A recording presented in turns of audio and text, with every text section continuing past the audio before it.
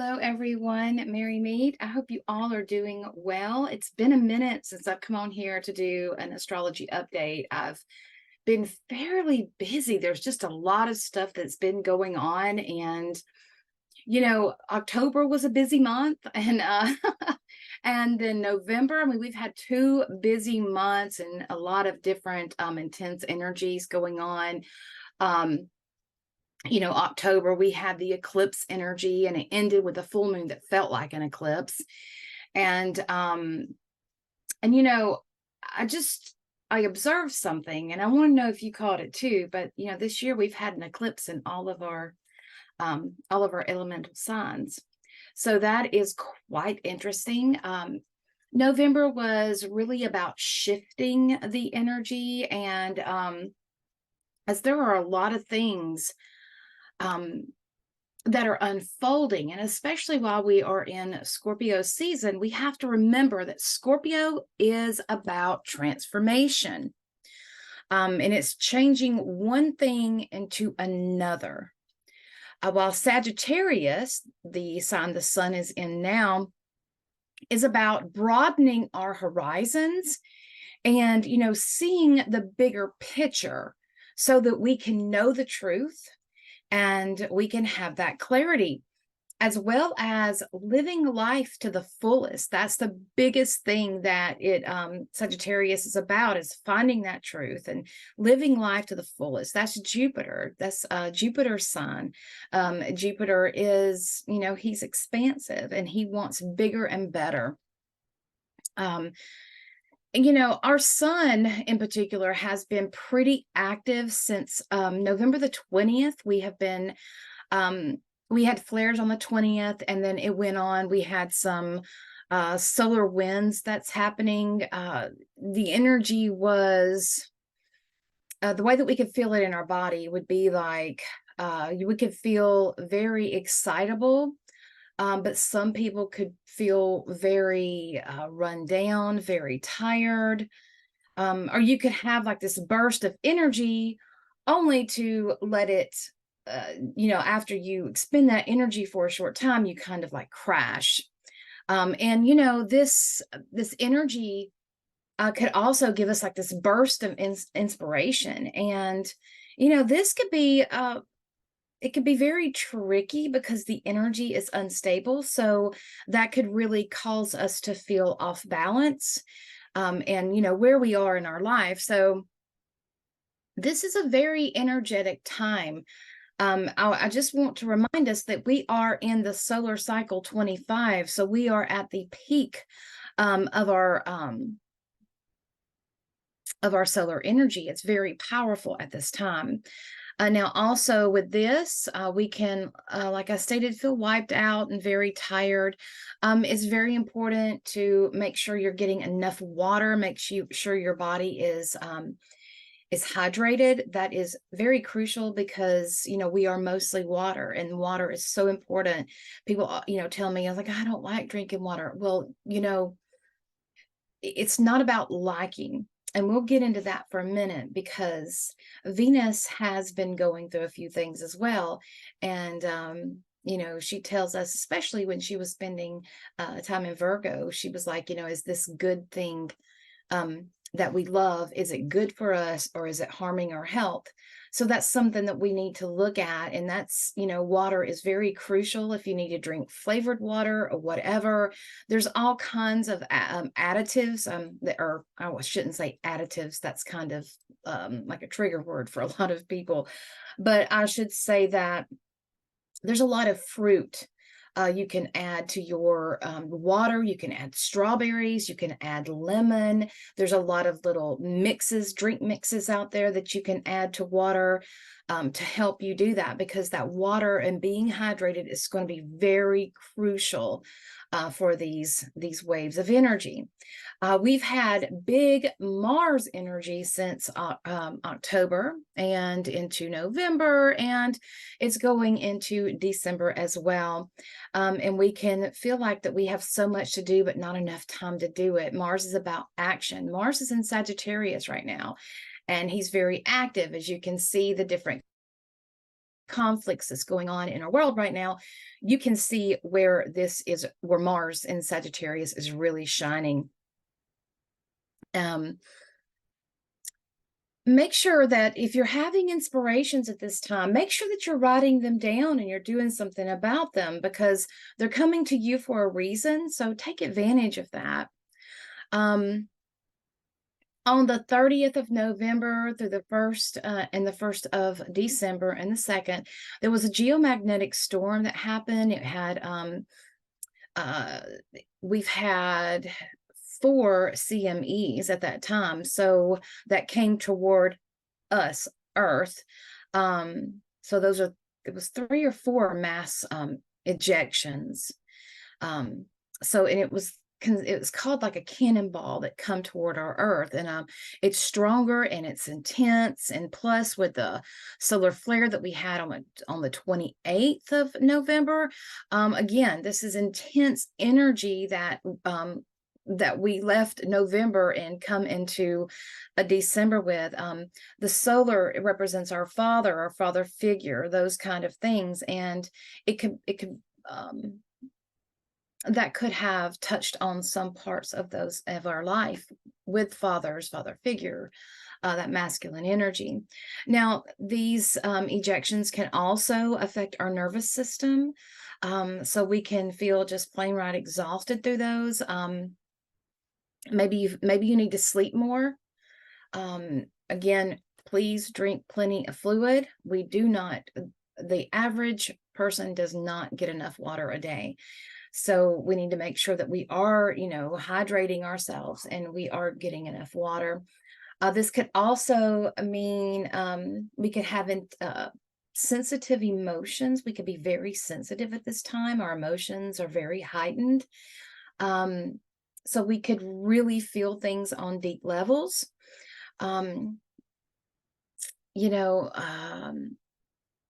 Some have trouble getting that deep sleep because, again, this is burst of energy. So make sure that you are getting enough rest. That's going to be very crucial. With this as well, you could feel tapped in and turned on at this time, and just feel really on, intuitively and that sort of thing. So again, it could have had you feeling like you were just energetically charged, and then you had this crash. So it's kind of like being hungry and eating nothing but sugar and then having that sugar crash afterwards. So kind of like that. And we do see a lot of different things that are changing in our world. We are seeing that many things aren't as they used to be. 2023 for the tarot was the the Strength card. And the Strength card is about, fortitude. It is, we have something to do and we have to get it done, but we have to maintain the balance within us. The Strength card is connected to the High Priestess card in that the Strength, it's the Chariot. I do apologize. I was saying the Strength. So 2023 is about the Chariot, and it's about fortitude. So this is about, maintaining and keeping it up. When we have the Chariot, we have, typically it is the Sphinx. It is, and I'm going to do another video on that so it can be very clear to you and you can see the card, because I really want to go into the Chariot card and I want to talk about it. One of the things that I see a lot, and I'm an old school tarot reader. I'm old school. I learned through not just reading the definitions of a card. I actually had to learn the astrological aspects of it and the Kabbalistic part of it as well. And, from that, you learn more, you learn the depth of it. And that will be another video. I will make another video on that and clear that up for us. So with that being said, we are coming out of the year 2023, which is the Chariot, which is about maintaining that fortitude, maintaining that balance. And when you have the white and black, that's usually what it is. You have the either white and black Sphinx pulling the Chariot. Some cards have it as horses, like a white and black horses. This is connected to the High Priestess card, wherein that represents the two pillars that she stands in between. And this is adding another layer of knowledge to this card. It is maintaining a balance in between our physical and our spiritual lives. It is fortitude in maintaining the course that, we're not there yet. Sometimes we can work so hard at getting somewhere, we can, give up when what we want is just right around the corner. If we would have kept on, we would have gotten that very quickly of all the hard work that we've done. So we are coming out of the Chariot of 2023, and we're going into the Strength card of 2024. And here we are balancing that higher self energy with our lower animalistic side, that survival, that we are balancing the crown chakra with the root chakra, so to speak. And I will again make another video on that. So a lot of this energy, and I want to go back to before I get into a lot of this energy, because it's a breakdown. What we are seeing in our world is a definite breakdown of an old structure. We are seeing a lot of conflict going on in our world right now, and this conflict is of old world type of thinking, and we can look at it as from an eye of, we don't have to have these conflicts. We should be mature enough to sit down at a table and talk. But we are seeing where a lot of this thinking, this old way of thinking, is still in our world, and we are seeing what needs to be healed and what needs to be worked through. So the new moon that we had on the 13th of November in Scorpio, it began a series of 5 new moons that will take place between 20 and 21 degrees of each sign that's in. And that is including Scorpio new moons all the way to the Pisces new moon. So we just had the Scorpio new moon. We're going to have the Sagittarius new moon that will be within those degrees, Capricorn, Aquarius, as well as Pisces. So those degrees are going to be very important. And wherever you have those degrees in your birth chart, whatever planets you have between 19 and 22 degrees of these signs in your birth chart, this is where new beginning type energy is going to happen. So that is something that we can look at. Now, the Gemini full moon that took place on November the 27th at 4:16 a.m. Eastern time, it's around 5 degrees of Gemini. And so those that have Gemini, Cancer, Leo, Virgo, and Libra, between 4 and 5 degrees, you will feel that. It will be fast moving energy. That's what it will feel like. And maybe events that will impact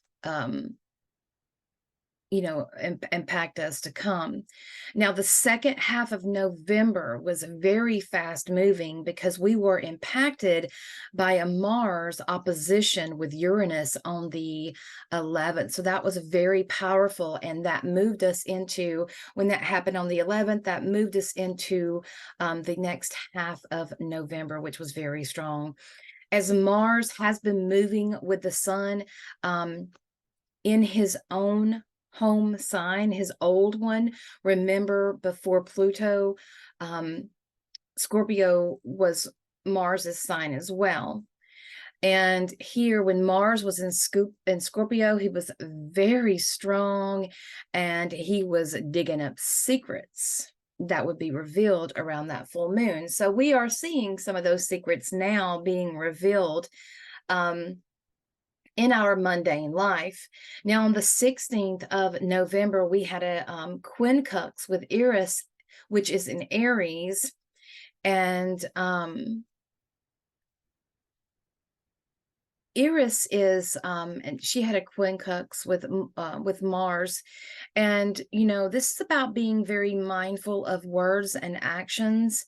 Eris is all about the truth and justice and sovereignty, social inclusion and fairness. Now, the important thing here that I want us to look at is that Eris is next to the North Node. The North Node is where we're going. Now, Indian astrology, they call this, this is the head of the dragon, and this is very uncontrollable type energy. It is energy that is insatiable. So this could be any kind of that kind of energy that is too much of a good thing. And we have to watch out for that. So this energy will actually increase into next year, because we have to remember, this energy is not just happening overnight and then it's done. This is energy that's going to keep on happening. It's a playing out, it's an unfolding of events. We kind of get lost from the fact, we live in a world of instant gratification. Anything we want is at our fingertips, and that is good and that's bad at the same time. So we forget that it takes time for energy to play out sometimes. Yeah, things can be instantaneous, but this is an unfolding of energy. And Eris is one of those we have to really be careful of, because she is the embodiment of the scorn feminine. She blows the whistle on hidden truths, exposing the underlying dynamics of power domination and those things of exclusion, like, certain people being excluded. We can see some of this underlying or that under energy where power has been, where people with power are now demonstrating it in a negative way. They are using, they're being unjust in the way that they are with others. They are abusing their power. So for the feminine in general, we've had 6,500 years of this already, this overuse of power and dominance. And we see that it is time to go forward, that it is time for it to be gone and to be released. And this is a part of this new energy. Now, as Eris is conjunct the North Node exactly on the 27th of November at 24 degrees of Aries, this could be the truth that is being revealed. This is something that is happening.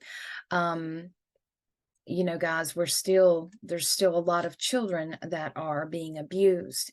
A part of Eris is that divine feminine, that scorn feminine, that includes children, because women are the birthers of children. That is a part of that feminine. We are, feminine creates. So we have to, it's very fluid. And she is going to get her justice one way or another. And this is something that, again, it's not, things don't happen overnight. It's a gradual thing, as we are already seeing. The North Node is about the collective destiny. And we have to realize that our future is just not of our own. It includes everyone. So this is about our collective, all of us, all of humanity. Now, in the sign of Aries, Eris is amplified because, she is Aries' sister. So we can feel an urgent call to take action. It can feel like this urge that we have to get up and do something about it now. We do want to watch what we're saying from this, because this can be a time where we can hurl fireballs that we can't bring back and bring destruction just with what we're saying. And this will be aimed at the status quo kind of thinking. And that is something too that we are seeing falling apart. People keep saying, oh, we're in a time of chaos. We're in a time of chaos. Well, we're in a time of change. And yes, that change is about chaos. It can be chaos.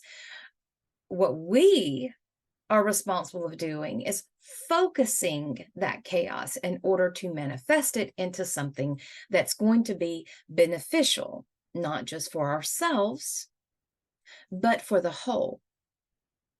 It's not sacrificing ourself for someone else because someone else wants it one way.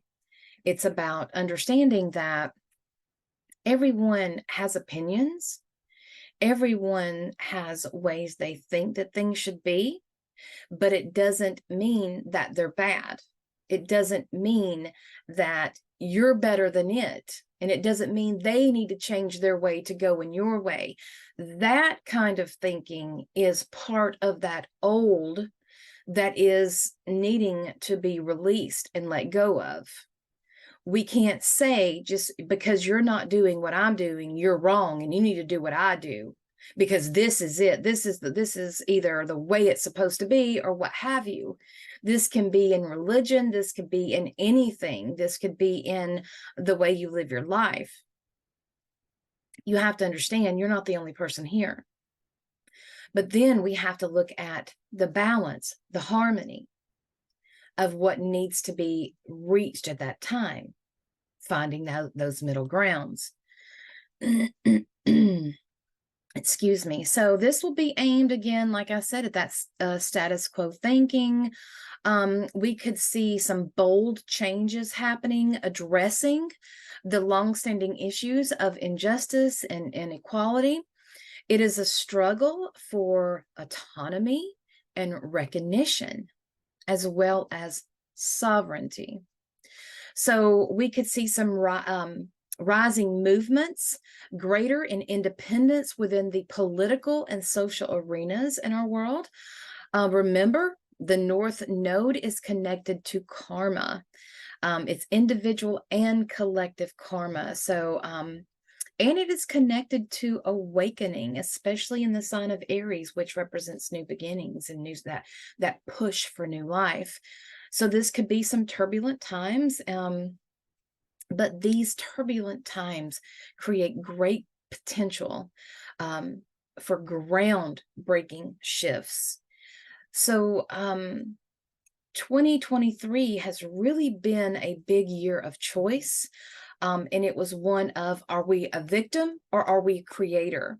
So when you're always blaming someone else for things that are going on in your life, you are choosing the victim.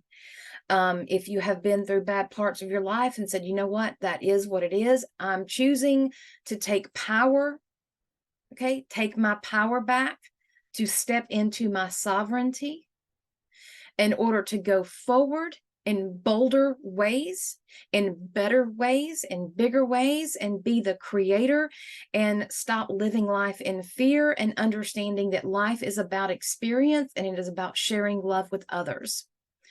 I know there's been a huge push about, oh, we don't need anybody else and this, that, and the other, but yes, we do. We are creatures that are designed for community and for relationships.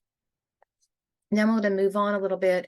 The 18th and 20th of November, Mars had a conjoining with the sun. And what that means is that Mars and the sun, they joined up. So right when this happened, when this was going on, we couldn't see Mars. All we could see this is the sun, because the sun outshines Mars, right? And this, when he comes up into the sun, you can't see him. You know, this is the sun, right? So when you do this, you can't see Mars. So he is having a rebirth of sorts. And this happened in the transforming waters of Scorpio. So this is where he was shown his unconscious nature. So we couldn't see him, right? So he was in his unconscious nature. And this is where he was shown this and shown what he needed to change and how he needed to move forward. This can be referred to as a shamanic death. Okay, this is when Mars had his shamanic death, and it is about rebirth. So as he had that moment with the sun, of course, the sun moved forward. The sun moves faster than Mars.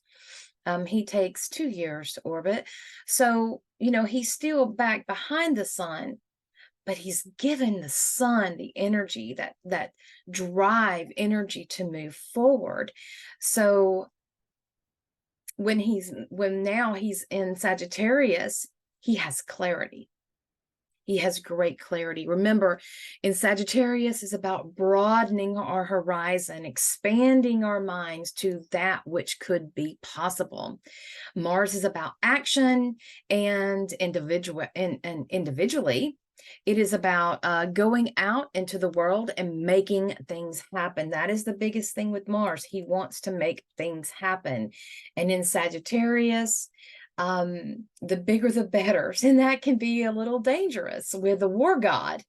Yes, he is about war, and Mars is the war god, but he's also about passion. And we can't forget that. That's why I stated, especially with Eris and how and her placement, this could be a big time where we're seeing some new social movements that are happening, one for justice, and not in the old ways. Not in the old ways where it wants to be divisive. It wants to divide things, right? Not in that old way. This is about bringing together and saying, no, we need to see the bigger picture. Because yes, we may be masculine and feminine, okay? But we're still all human. We still all live here together. And it's better when we work together to make things happen, better than having war and destroying the world, destroying what we have worked so hard for. The sun moved into Sagittarius on November the 22nd, and Mars moved into Sagittarius on the 23rd. So again, he's falling behind the sun, but he's giving us that big energetic push to move forward. And when we had the new moon in Sagittarius, this again was it was a big push behind the scenes. New moons are new beginnings, and this is seeing something in a new light.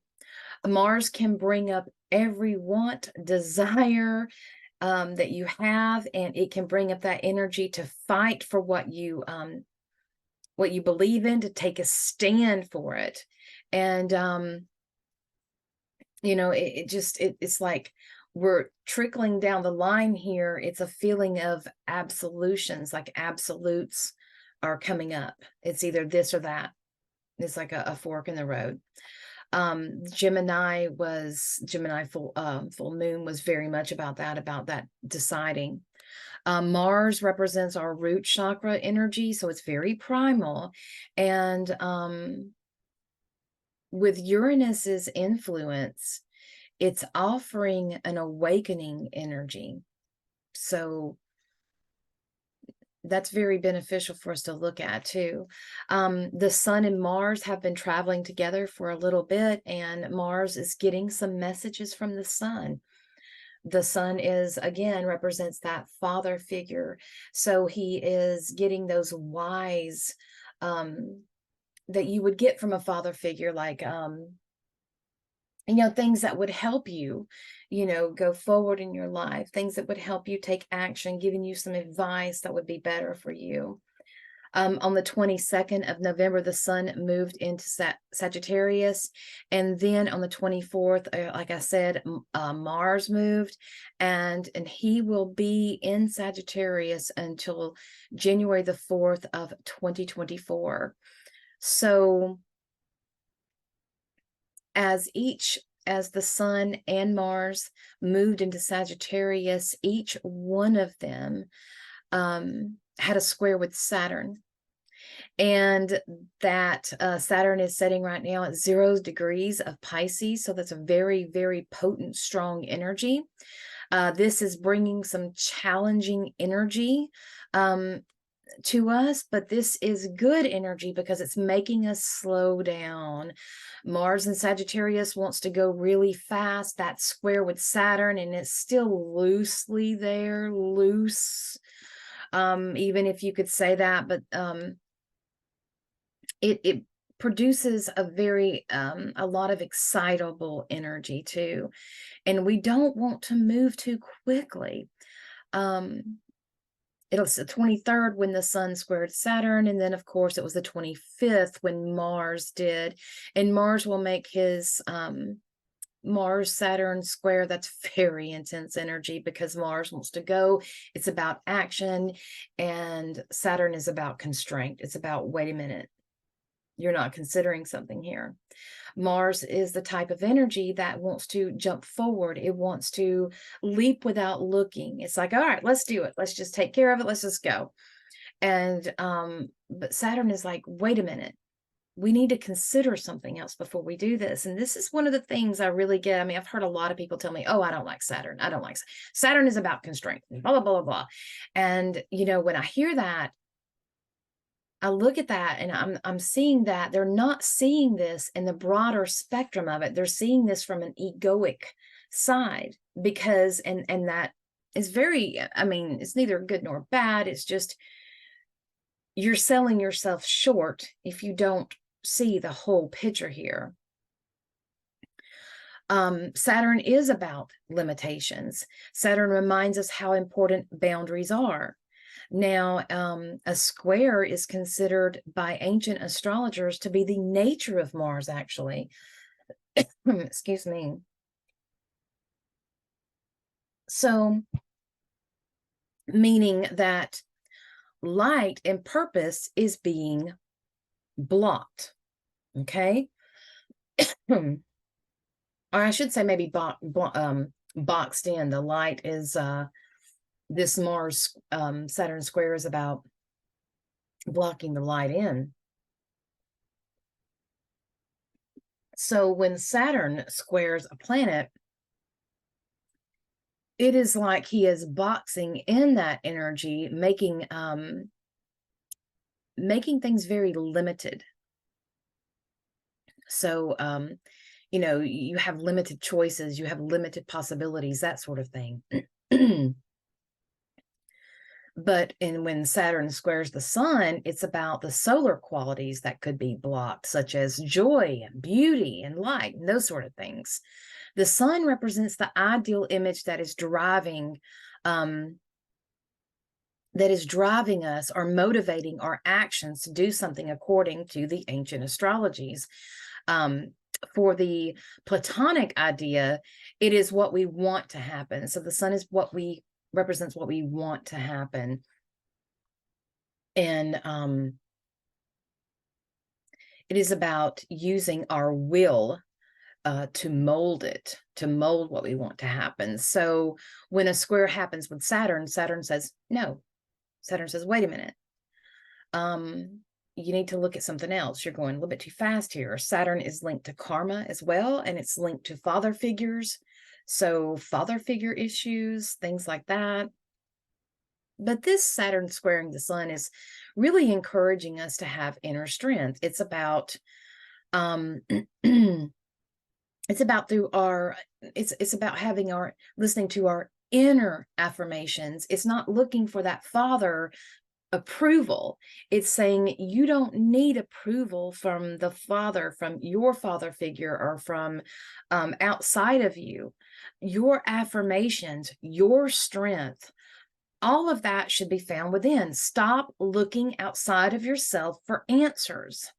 And that's one of the biggest things, is that we think that when people have these abbreviations and these nice little titles, that they know everything. They don't know everything. They are human just like we are. They make mistakes. What is right for you is something that you need to discuss for you. I don't care what it is. Many times, we are urged to do something that is supposed to be good for us, but it's not. And we have to really be able to tap into our inner self, okay, to feel what is good, your inner knowing or your higher self. Many people many people say it's like when you're listening to yourself, you shouldn't hear any other voice. It should be your voice. That is your higher self. That is your inner knowing. And what I'm saying is meaning, is this okay for me? Is this the best thing for me? Is this the best thing for my health?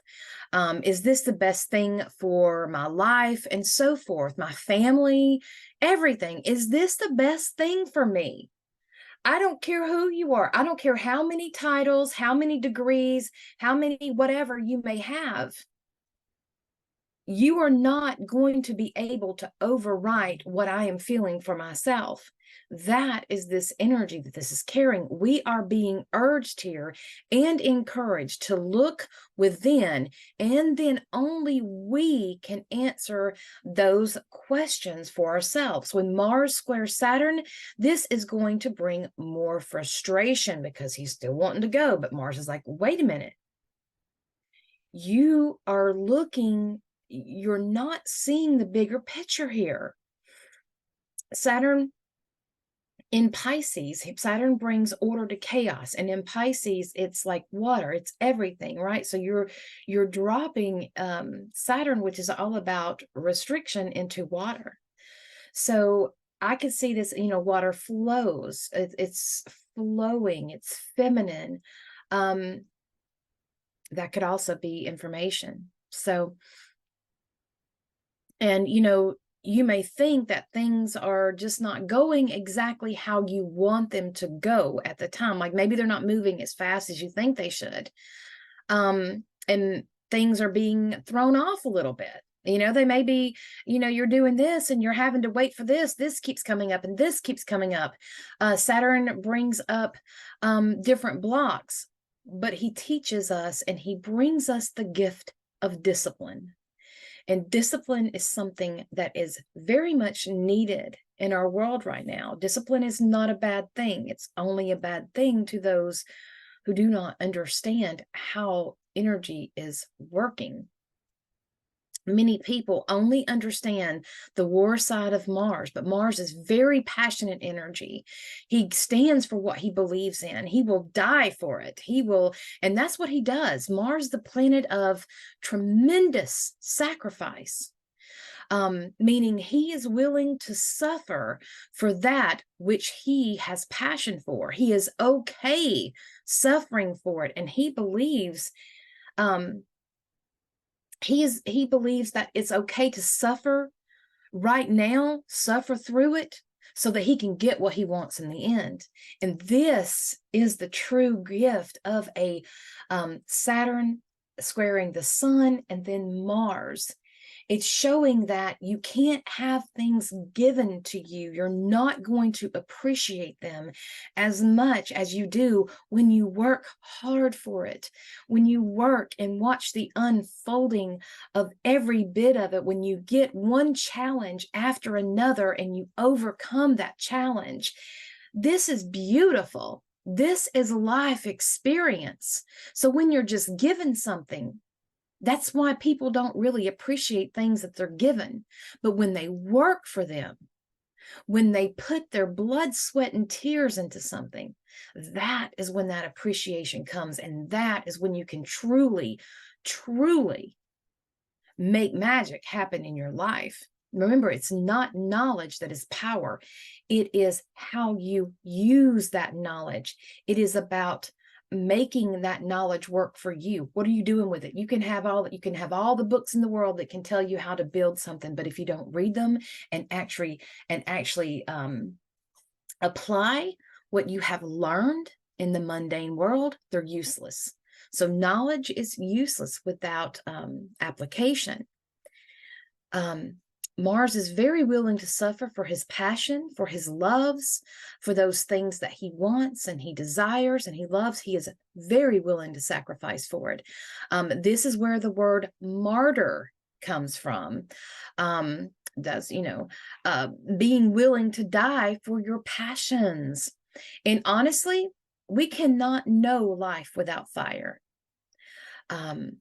So in our big cauldron of life that we have, suffrage and life goes hand in hand.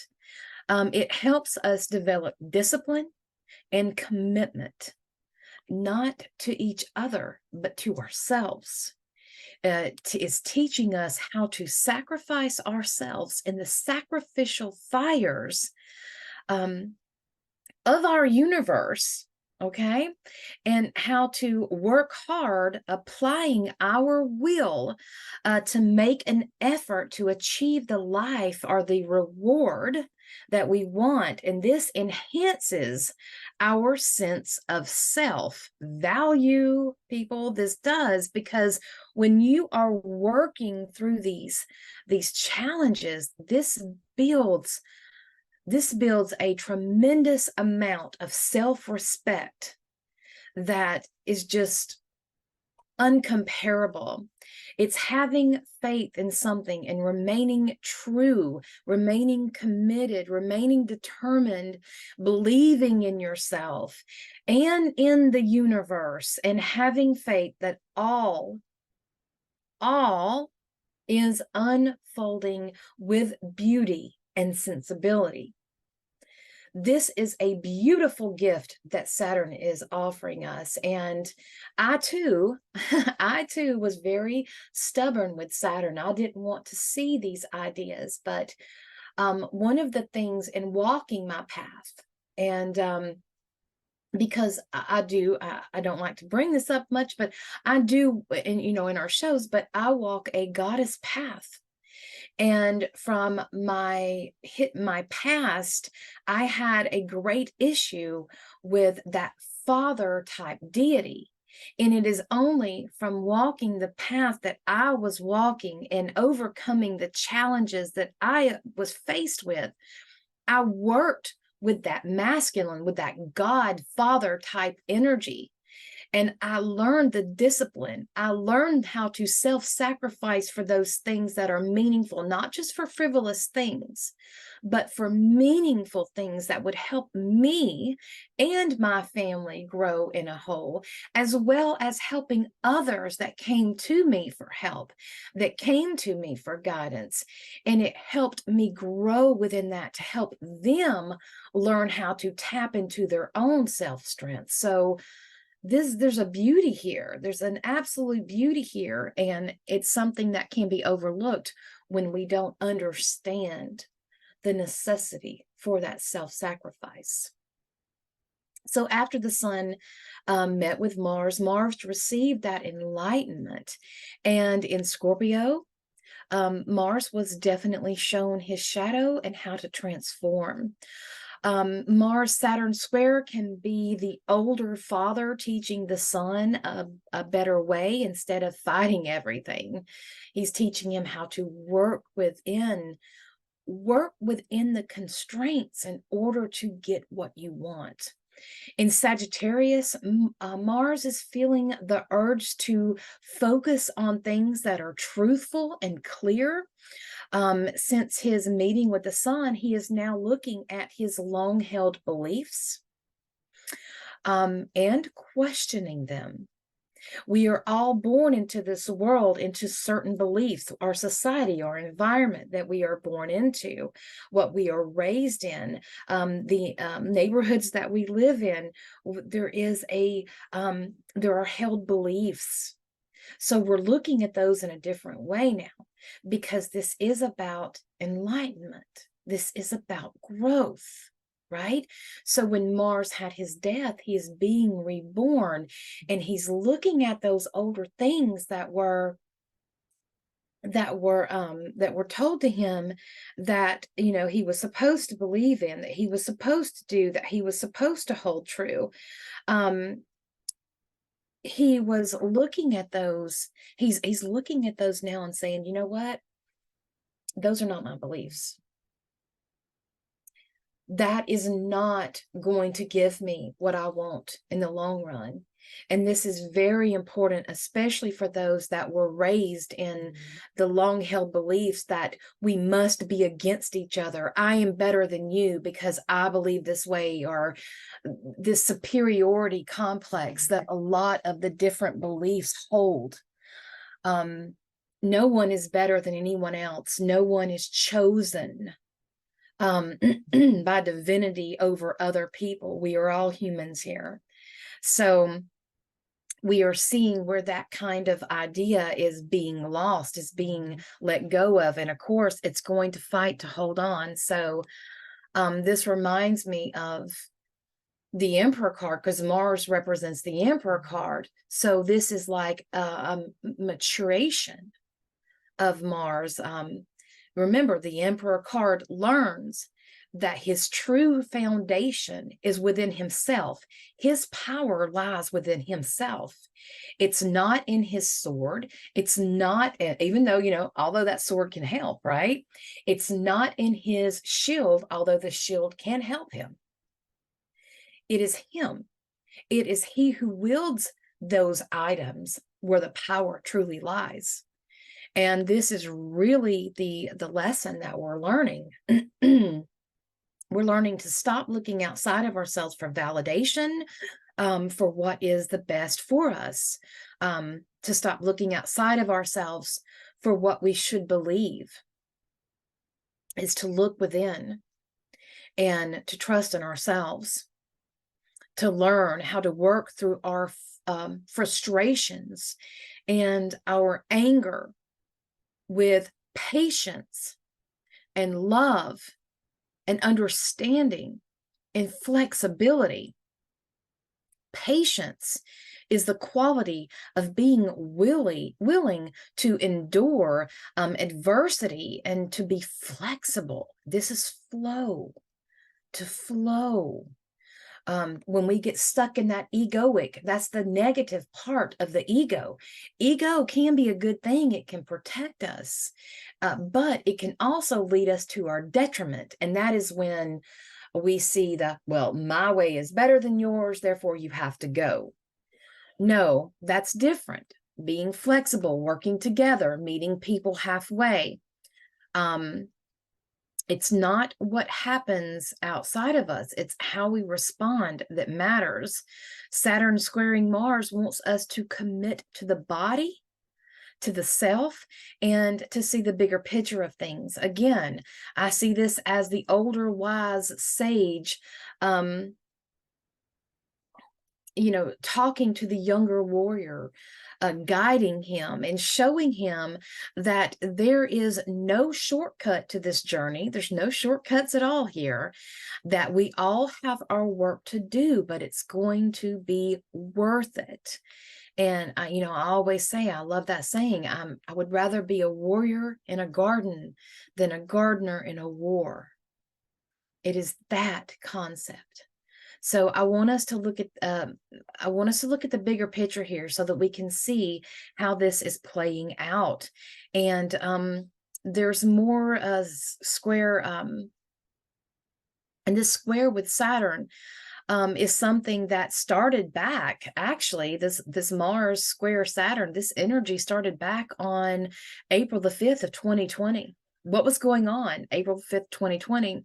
I think we all know. It was one of those times where sovereignty was taken away from us. Our power over ourselves was taken away from us. So yeah, and this will be in the Aquarius part of the sky. So this is completion of a cycle. We see where that is going to go. I will say that Mars and Saturn will meet again at 14 degrees of Pisces, and that will start a new cycle. So this is the last quarter square and that they're having right now. And the Sabian symbol for this is the peace pipe. So this is really interesting as the wars that are going on right now, what's happening, and what we're seeing in our world. There's many wars right now that's going on. I think there's over 22 wars that are happening right now in our world. So we need this type of way needs to end. This is a part of a detriment to humanity. Committing genocide is not evolution. That's de-evolution. And we have to figure out which side of the road that we want to go on. Do we want to go down the road of destruction, or do we want to go down the road of evolution? To me, this is hinting at our destiny and fate. Backing it up to August the 7th of 2020, which was the first quarter. It was the first quarter moon.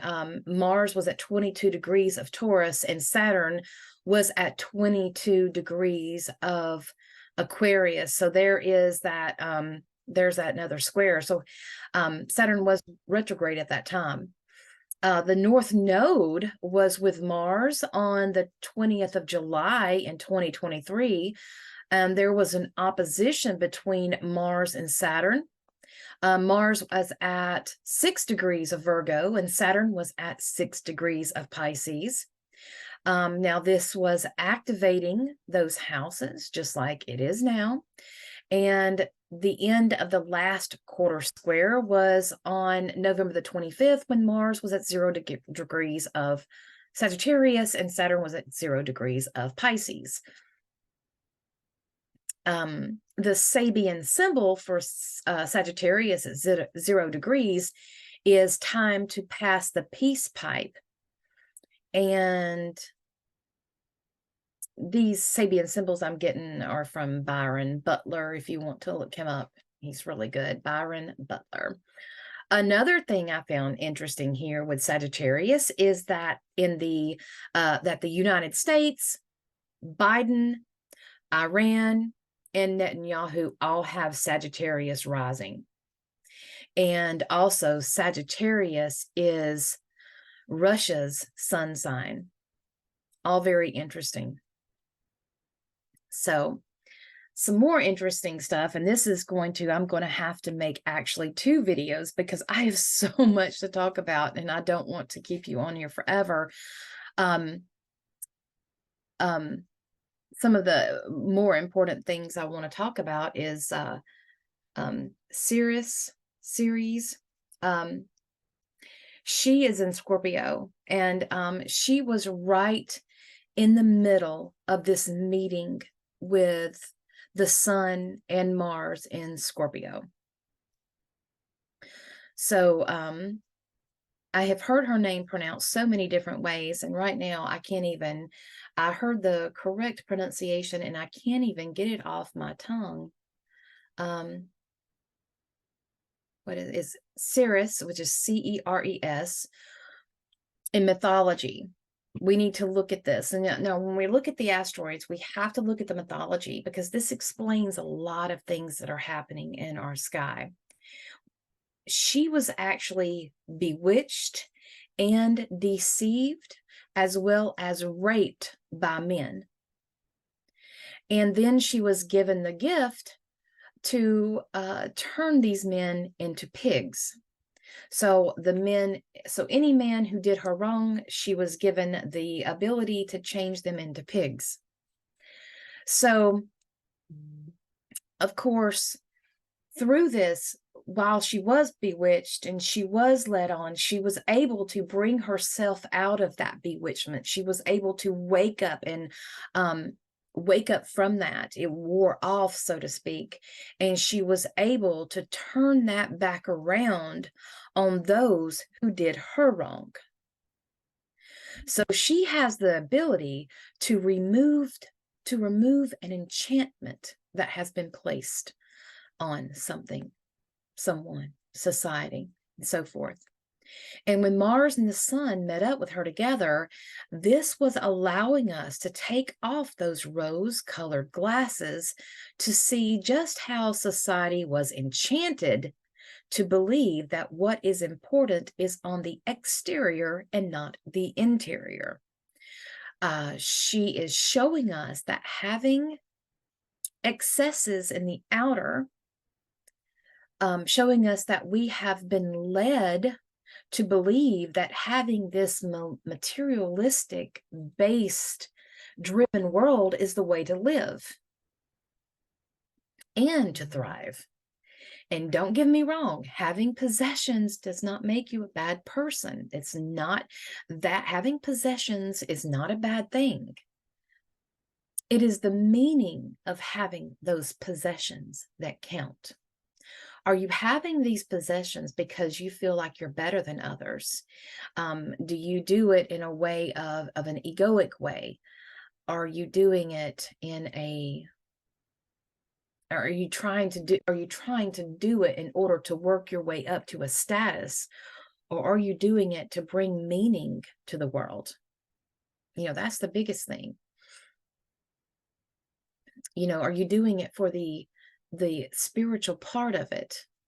This materialistically based society is about taking power away from the self and placing it into exterior things, meaning you're only as good as the house that you live in. Your value is the car that you drive. That's not so.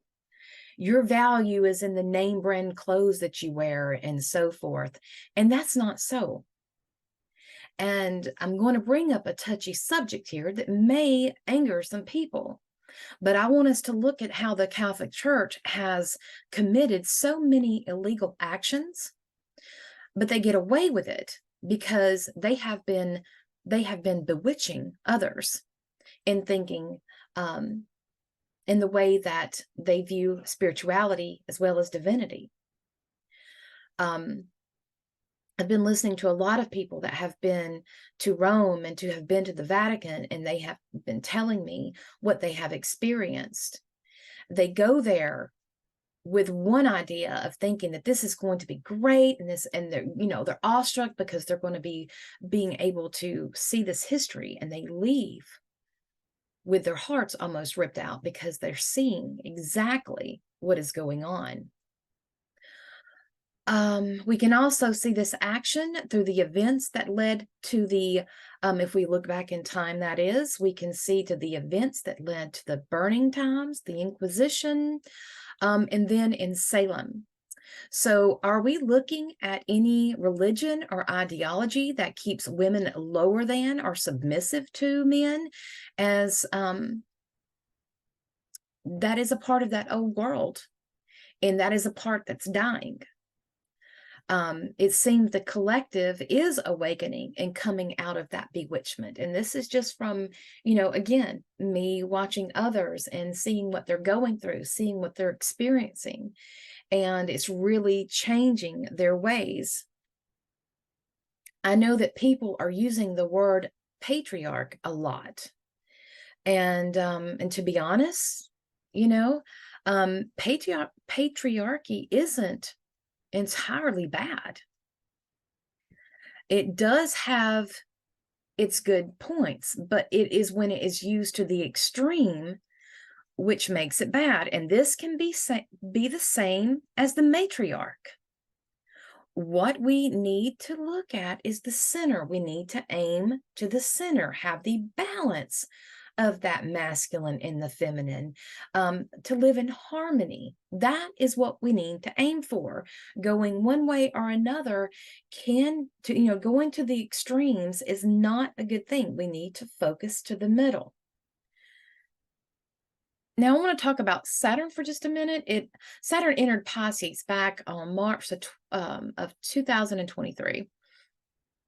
He traveled 7 degrees, and in June, this past June, he stationed and went retrograde. He traveled all the way back to 0 degrees of Pisces. And in November, it's like he anchors here, okay?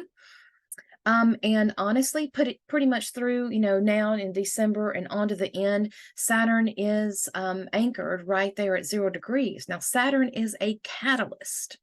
He has been known as a catalyst for change, and he is urging us to search for something more meaningful, Pisces, okay? and deeper, Pisces, than physical things. He wants us to search for that which has real value, not in things that come and go. Physical things come and go. We live in a house now.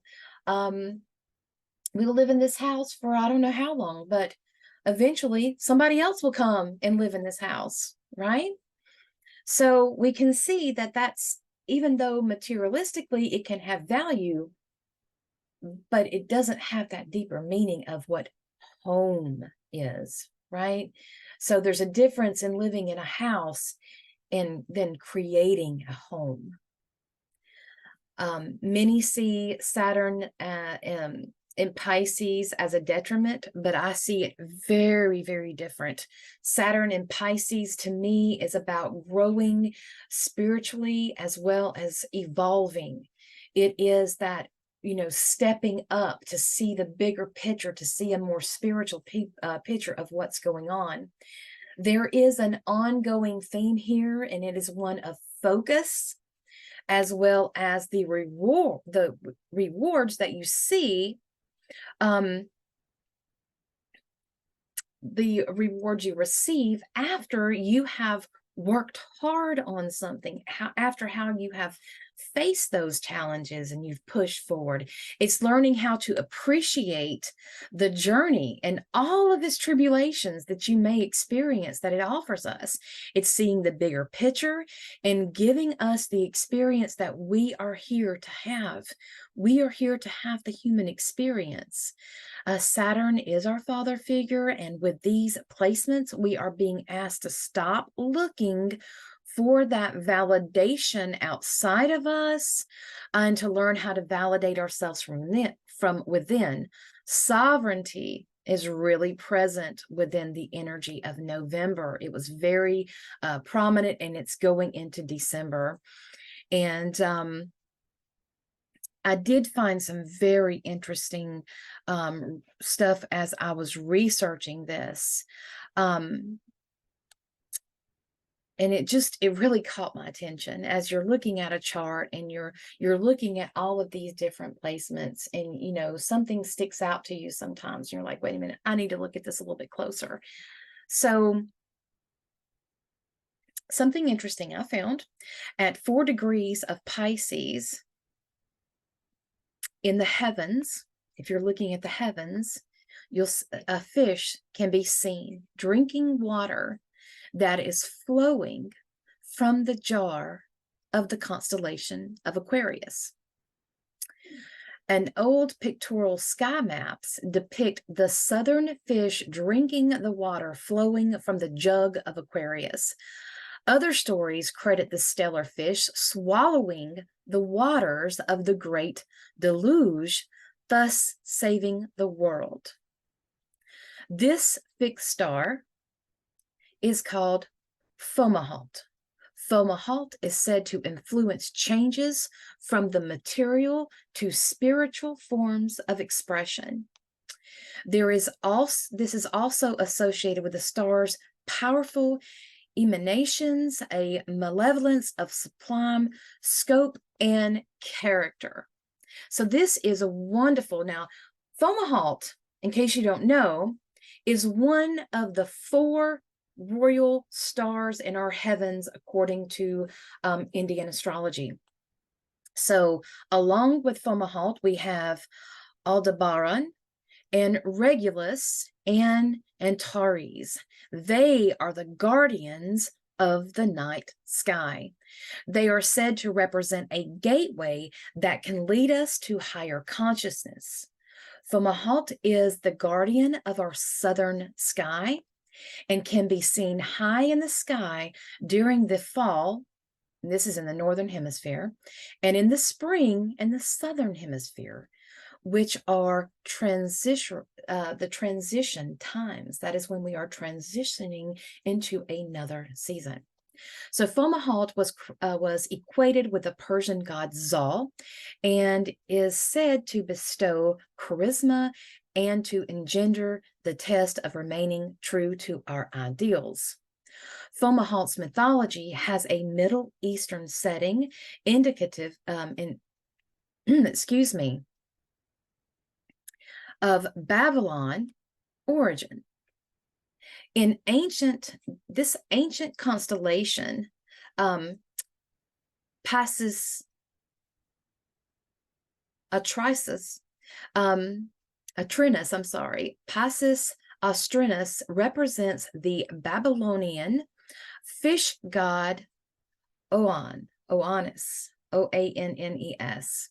who came to Earth to teach humans how to become civilized. Ptolemy attributes the fixed star Fomalhaut to Venus and Mercury. So to the Syrians, though, she is the fertility goddess, Derceto, which is the Greek name for Atargatis.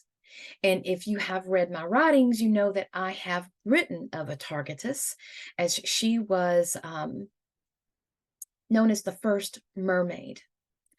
Interestingly, around 500 BC, Fomalhaut, or Atargatis, was the object of sunrise worship in the temple of Demeter at Eleusis. So Atargatis was worshipped all over the Mediterranean from about 4,000 to 3,000 years ago. She was the first mermaid and the first mermaid story ever told. Atargatis is a goddess of fertility, abundance, beauty, and love. In Ireland, mermaids were called merrows, and in Scotland, they were known as silkies. She is an aspect of the universal mother. She helps us swim down deep into the darkness and face our fears, our own darkness, our own shadow, to transform, to bring it into beauty, to transform it into beauty, into something that is magical. Transformation here is the key, and it's reminding us also of the ebb and flow of life. So Fomalhaut represents the return of light after a period of darkness, when we have to find the light within ourselves, and that those hard times where we have to dig deep into ourselves to find that strength to push us forward into the future. This royal star holds the highly transformative energy, and it reminds us of the spiral of life. Remember that the womb and tomb sit back to back. Okay? With ever ending, there is a new beginning. Fomalhaut's energy is connected to our soul, and it can help us strengthen our intuitive abilities and really tapping into our inner voice, our higher self, that sort of thing. With this star's connection, I feel that we are, especially with Fomalhaut's connection to Atargatis, I feel that we are being called to stay grounded, to not get swept away with the distractions that are going on into our world. We are being called to balance our physical and spiritual parts of ourselves, and to learn how to use your gifts. And that's what they are. They're gifts. We all have them. We just all have to tap into them and learn to use them. We are being asked to step outside of our comfort zones and to transform, to step outside the old beliefs that were pressed upon us, and to form our own, to transform, to go through the hard stuff, to see the beauty in it, to see the beauty of what those challenges have given us, and to get what is truly valuable out of it, out of life, get the true beauty of life. We are looking at our value system here, okay?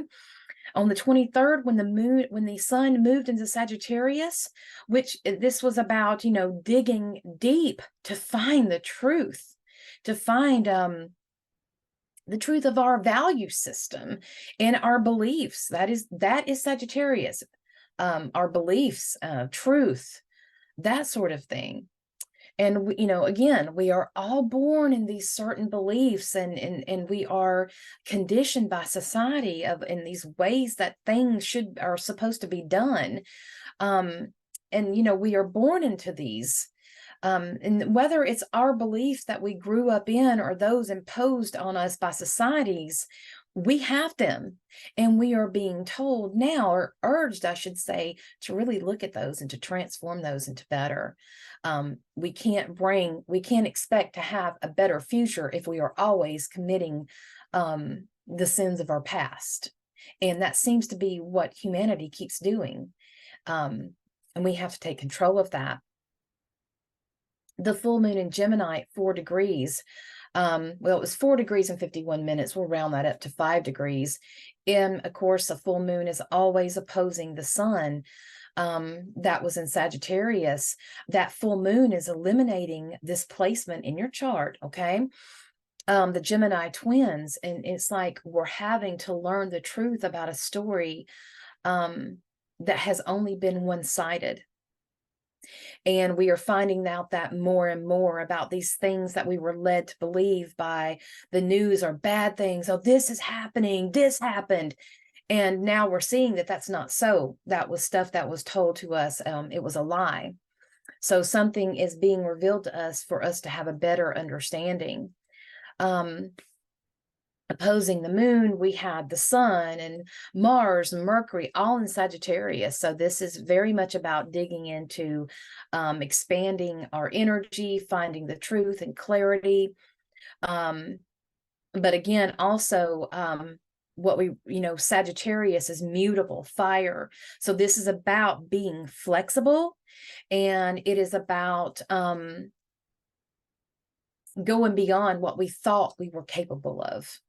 And that's always a good thing for me. I love to pass a challenge. I love to have the challenges and to work through them to show me how strong I really am.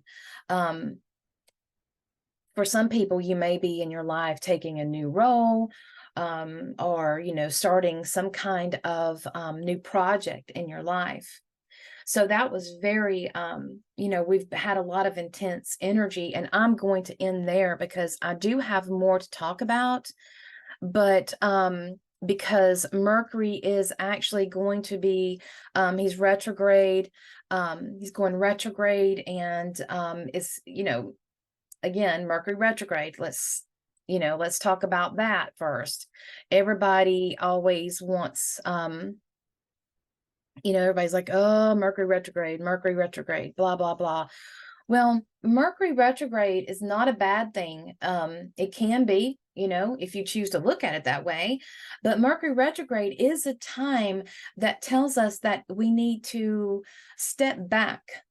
We need to reconsider some things. There's something missing here. We need to really consider all of the information. We're only considering, that's what that Gemini full moon was telling us too. There's two sides of the story here.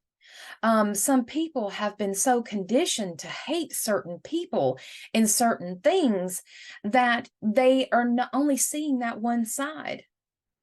You have to step back and you have to look at other things too, because if you're not doing that, you're not getting the complete story and you're living in an illusion. You're not having truth. So Gemini represents details as well. So, look at the details here. You always need to look at those details in that. And Mercury will say, I know that in some of the Vedic astrologies, I've heard some of the teachers state, don't sign contracts, don't do this and don't do that when Mercury's retrograde. And while in an ideal world we can do that, that's not always that's not always the case, because we need to sometimes we have to sign contracts when Mercury's retrograde. There's no other way. I've even heard some Vedic astrologers say, if you're having to sign something, to botch it, to mess it up, so you have to go back and re-sign it. So I will urge you that if you have to do business when Mercury is retrograde, make sure that you're just reading those details, reading the fine print. Ask the questions. In our world right now, asking questions seems to be shunned against. But, to me, I say ask questions, and then ask questions about the questions you just got, ask questions about the answers you just got. To always ask questions, always search for truth, always in that, because I promise you, the truth does not have a problem with answering questions.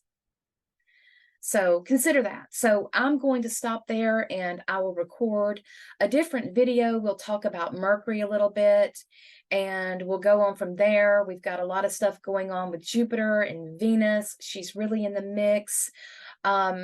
I will say that December is going to be a calmer month. So we will enjoy this month a little bit better. So thank you for watching. Thank you for listening, and stay tuned for the next video. Blessings.